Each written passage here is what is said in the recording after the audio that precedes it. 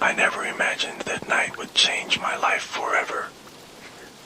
Our small village deep in the heart of Kalimantan was always peaceful, quiet, far from the hustle and bustle of the big city. Yet beneath that tranquility, there were hidden terrifying stories, legends passed down from generation to generation. The most frightening of them all was about the Kuyang, a creature that supposedly could detach its head, organs dangling beneath, and fly through the night seeking victims to drain of blood. That evening, I was sitting on the porch of my wooden house, enjoying the cool night breeze. The sounds of nocturnal creatures filled the air, while the full moon cast a soft light on the village. Suddenly, I heard a strange noise in the distance, a mix of rustling leaves and a faint whooshing sound. It was getting closer, and my heart began to race. It must just be the wind, I thought, trying to calm myself. But no matter how much I tried to dismiss it, an inexplicable fear began creeping into my mind. I decided to head inside, but before I could move, I saw it, a flying head with dangling organs, glowing red like fire. I was frozen in place, unable to move. It was the Kuyang, the creature that had only existed in stories until now. Its eyes glowed as they scanned the darkness, searching. I wanted to scream, but the sound caught in my throat. In a panic, I dashed inside and slammed the door shut, locking it with trembling hands. But the night was far from over.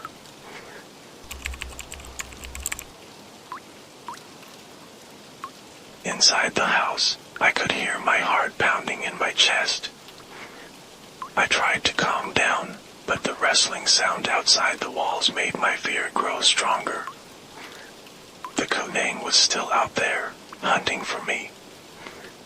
I knew I had to do something, but what? I recalled my grandmother's tales. She had mentioned that the Kuyang feared sharp objects, particularly knives or scissors.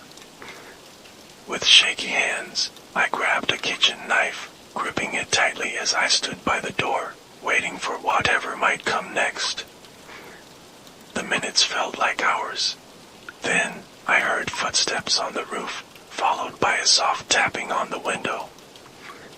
I held my breath, praying the creature would leave. But the tapping grew louder and more insistent.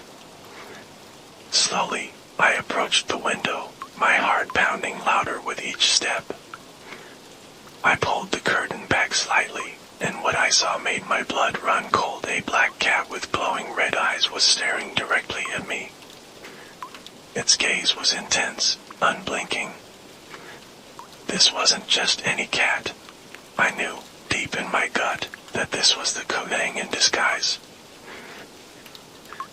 I backed away slowly, keeping the knife raised. But just as I was about to retreat further, the cat leapt at the window, claws extended. I screamed and slashed at the window with the knife, but by the time I looked again, the cat had vanished into the night.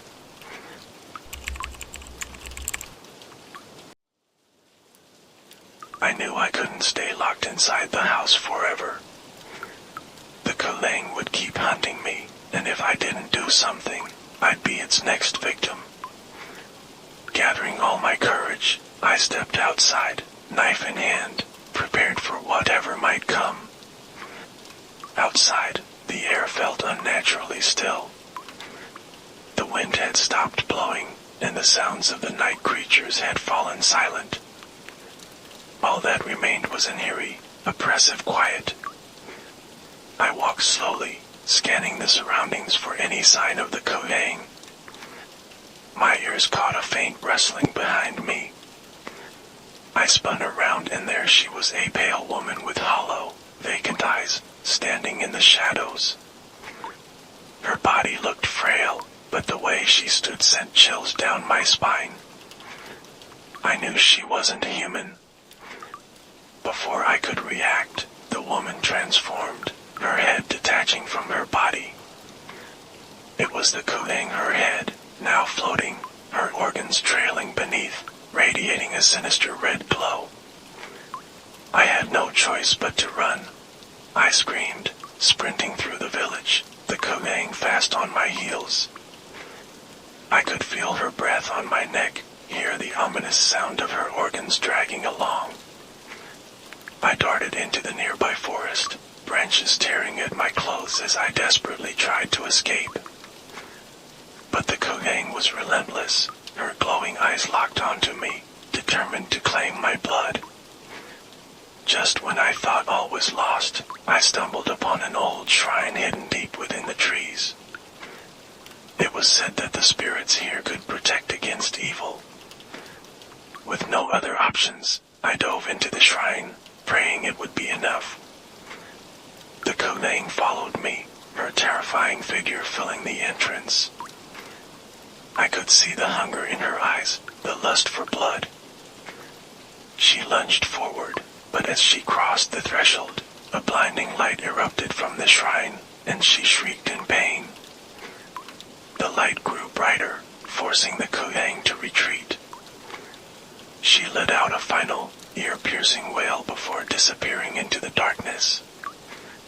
I collapsed on the ground, exhausted but alive, as the first light of dawn began to filter through the trees.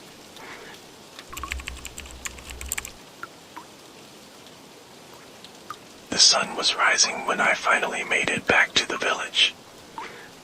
I was battered, bruised, and exhausted, but I had survived the night. As I limped through the village, the familiar sights of home filled me with relief. But even as I tried to shake off the terror of the night, I knew that things would never be the same.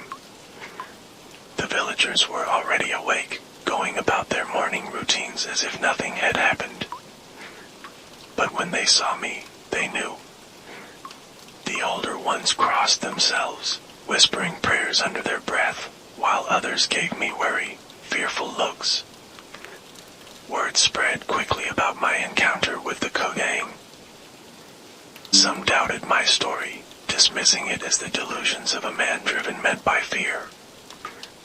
But those who believed those who had heard the stories from their own elders knew the truth.